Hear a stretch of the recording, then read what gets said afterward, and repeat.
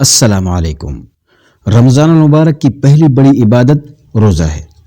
رمضان میں روزے فرض ہیں اور نبی صلی اللہ علیہ وسلم شعبان سے ہی روزے رکھتے تھے۔ جتنے روزے آپ صلی اللہ علیہ وسلم شعبان میں رکھتے تھے اتنے روزے کسی اور مہینے میں نہیں رکھتے تھے، تاکہ اپنے آپ کو رمضان المبارک کے لیے تیار کر لیں۔ خود آپ نے روزے رکھے لیکن امت کو کہا آپ 15 شعبان کے بعد روزے نہ رکھو، اس لیے کہ رمضان میں کمزور نہ ہو جاؤ۔ ہاں، 15 شعبان سے پہلے جتنے چاہو رکھو۔ رمضان مبارک کی دوسری بڑی عبادت تراویح ہے، جس میں قرآن کی تلاوت کی جاتی ہے۔ تو رمضان کے آنے سے پہلے شعبان میں ہی تہجد کا اہتمام کیا جائے اور تلاوت کی کثرت شروع کی جائے۔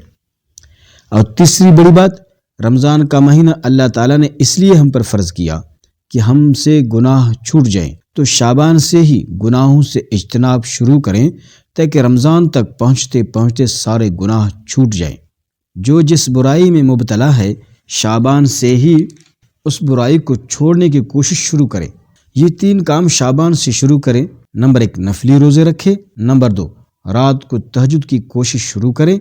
نمبر 3، گناہوں سے اپنے کو بچانے کی کوشش کریں۔ رمضان مبارک کی سب سے بڑی تیاری یہ ہے، اپنے دلوں کو صاف کر لو۔ پہلے سے جس دل میں نفرت ہو، بغض ہو، کسی کے لیے غصہ ہو اور کیا کیا جذبے ہوں، ان سب سے اپنے دل کو صاف کر لو۔ دل پہ غبار آتا ہے جیسے صحن میں غبار آتا ہے۔ دل بھی ایک صحن ہے۔ نفرت، حسد اور کیا کیا گندگی آتی رہتی ہے اور آتی رہے گی۔ اپنے دل کو سب سے صاف کریں۔ کسی نے گالی دی، کسی نے برا کہا، سب کو اللہ تعالیٰ کے واسطے معاف کرو۔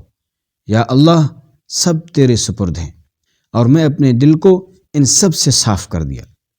یہ بہت بڑی عبادت ہے، اس کو بڑے نفلوں والے، حج والے نہیں پہنچ سکتے، کیونکہ حاجی تو بے شمار ہیں، نفل پڑھنے والے بہت ہیں، سخاوت کرنے والے بے شمار ہیں، لیکن اپنے دل کو صاف کرنے والا لاکھوں میں ایک بھی نہیں۔ اپنے دل کو صاف کر لیں، یہ رمضان کی سب سے بڑی تیاری ہے۔ تو ساری امت رمضان کا استقبال کرے، اپنے دل کو